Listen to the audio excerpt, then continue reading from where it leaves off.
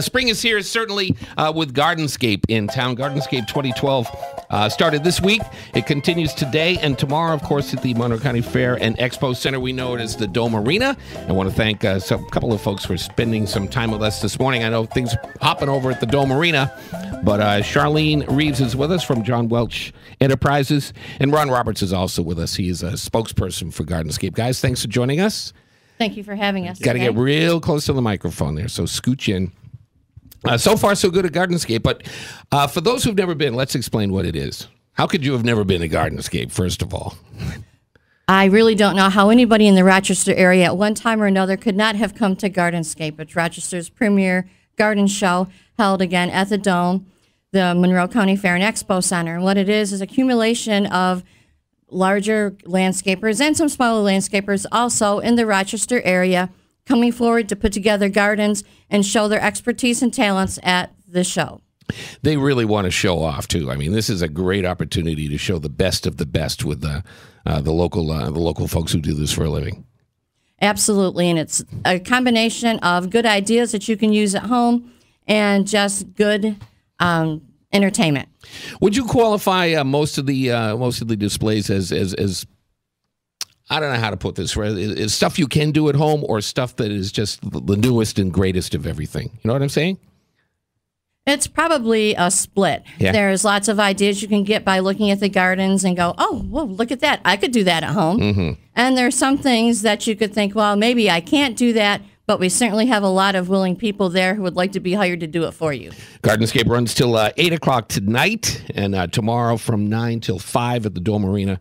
Pat, I know you're a Gardenscape fan. I love it there. Yeah. I love going. What do you guys, what's the best? Who's got the best display this year? Do you not have a favorite yet? Or you don't want to sway my, I'm throwing the ball at you real easy. I do not have a favorite. They're all equally as wonderful. Okay. See, my favorite might be boring to you. That's true. That's why you guys can't make a judgment for me. Good point. Yeah. I think it's great creativity, though. Yeah, what's new this year? Yeah. What's new this year is on Saturday, we are having a ladies' night. So when you get there Saturday, the show will close at 8 o'clock, and then it will stay open until 11. And at that point, we're going to have a fashion show, and we're going to have people there doing makeup demonstrations and jewelry demonstrations, and we're just trying to bring on a new activity and function to make it fun for everyone. There's no additional charge to stay there this evening until 11, and we welcome anybody who would like to hang out for a while to come on down. We also will be having wine tastings. Perfect. It's like fish in a barrel. There you go, ladies. All right, let me ask Ron Roberts, is this just for ladies, or are guys going to show up? Well, I don't know. I think if I were smart and knew that I could purchase a gift for my wife, I might want to show up. Although, and talk about purchasing gifts, there are 100 vendors. In addition to all the displays, there are about 100 vendors out in Manette Hall adjoining the Dome, and you can buy all sorts of interesting things. Most of them garden related, but not all. And I know I've picked up a lot of nice little gifts for various people, and it's a good shopping experience as well as a good opportunity to come to Gardenscape for the beauty of it. It's one of those events where you go in with one impression. You figure, I'm just going to walk around and enjoy the beauty of it all, think spring.